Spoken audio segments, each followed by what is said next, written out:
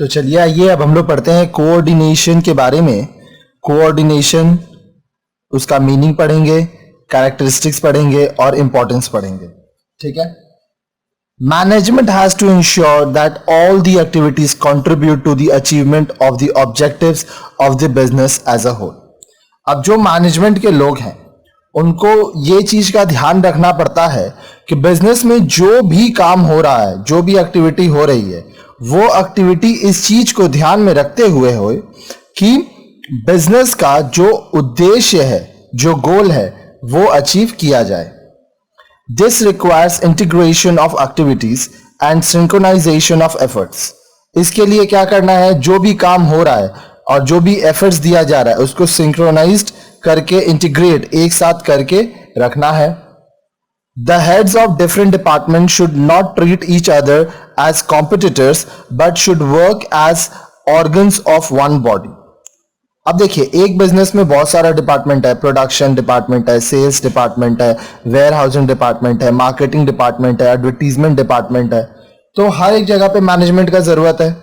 तो बोल रहा है कि जो हेड ऑफ डिपार्टमेंट्स है, अब जो लोग हेड हैं इस डिपार्टमेंट के, वो लोग एक दूसरे से कंपटीशन ना करें, एक दूसरे के साथ काम करें। जैसे एक शरीर में जितने ऑर्गन्स होते हैं सब एक साथ काम करते हैं, उसी तरह से एक बिजनेस में जितने भी मैनेजमेंट के लोग होते हैं, जितने भी मैनेजर्स होते हैं, वो एक साथ मिलकर बिजनेस के लिए, बिजनेस के ऑब्जेक्टिव्स को पूरा करने के लिए काम करें।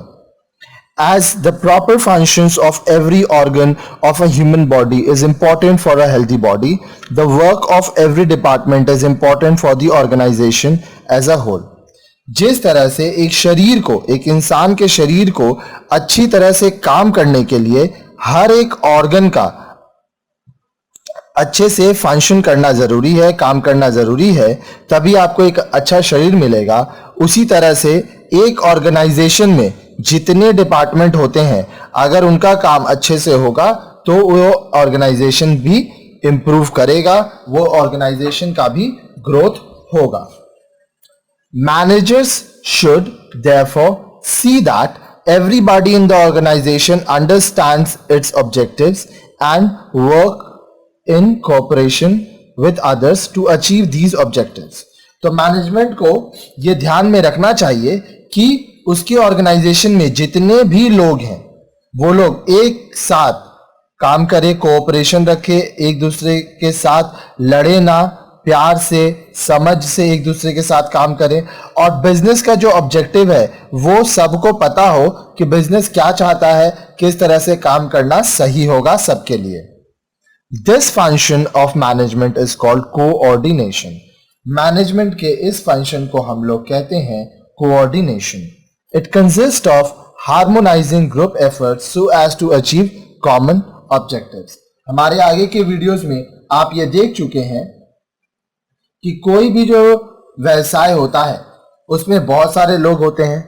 तो जब बहुत सारे लोग हैं तो उन लोगों में कोऑर्डिनेशन होना, समन्वय होना, एक दूसरे के प्रति एडजस्टमेंट का भाव रखना, कोऑपरेशन का भाव रखना, ये बहुत जरूरी है। अगर बिजनेस में जितने लोग हैं आपस में लड़ने लगे तो वो बिजनेस बर्बाद हो जाएगा।